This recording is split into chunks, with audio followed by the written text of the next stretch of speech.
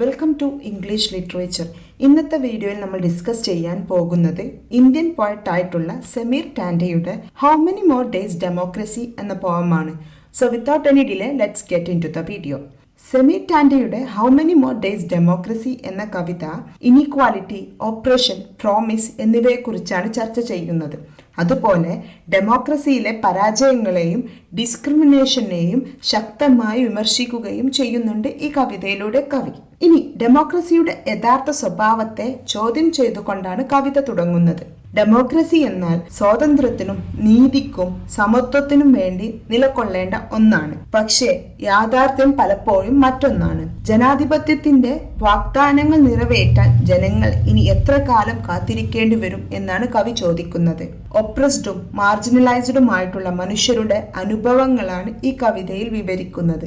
ജനങ്ങൾക്ക് അർഹിക്കുന്ന നീതി നൽകുന്നതിനു പകരം പലപ്പോഴും പവർഫുൾ പീപ്പിളിന്റെ താല്പര്യങ്ങളെയാണ് സംരക്ഷിക്കുന്നത്. ഈ പ്രവണത തുടരുന്നത് കൊണ്ട് തന്നെ രാജ്യത്ത് ദാരിദ്ര്യവും കഷ്ടപ്പാടും നിലനിൽക്കുമെന്നാണ് കവിയുടെ അഭിപ്രായം. അഴിമതി, ചൂഷണം, തകർന്ന സംവിധാനങ്ങൾ എന്നിവ മൂലം യഥാർത്ഥ ജനാധിപത്യത്തിന്റെ നിലനിൽപ്പ് തകർന്നുകൊണ്ടിരിക്കുകയാണെന്നാണ് കവി അഭിപ്രായപ്പെടുന്നത്.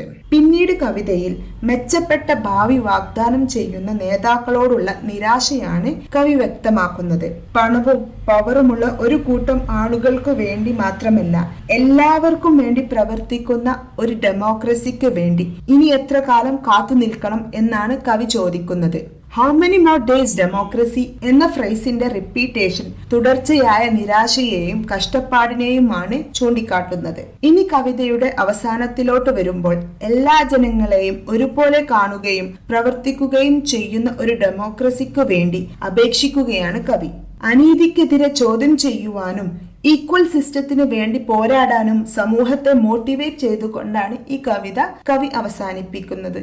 സോ ഇതാണ് സമീർ ടാൻഡയുടെ how many more days democracy എന്ന കവിതയുടെ സമ്മറി. ഇനി നമുക്ക് ഇതിലെ കീ തീംസ് എന്തൊക്കെ നോക്കാം. First one is questioning the reality of democracy. Second one is injustice and oppression. Third one is broken promises and disillusionment. And the fourth one is the call for democracy. So ഇതൊക്കെയാണ് ഈ കവിതയിലെ main themes എന്ന് പറയുന്നത്. ഇനി ചുരുക്കത്തിൽ നമുക്ക് എന്തു പറയാം?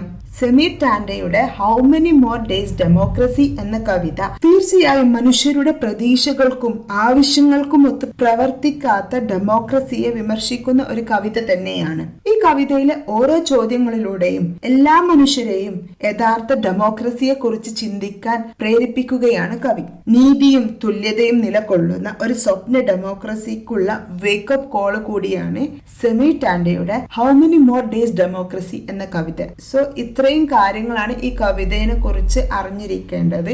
ഇന്നത്തെ ഈ ഒരു വീഡിയോയിൽ നിന്ന് ഈ പോയത്തിനെ കുറിച്ച് നിങ്ങൾക്കൊരു ഐഡിയ ലഭിച്ചിട്ടുണ്ടാവും എന്ന് ഞാൻ വിശ്വസിക്കുകയാണ്. So now it's time to wind up today's video. If you like my videos, please consider supporting and thank you for watching.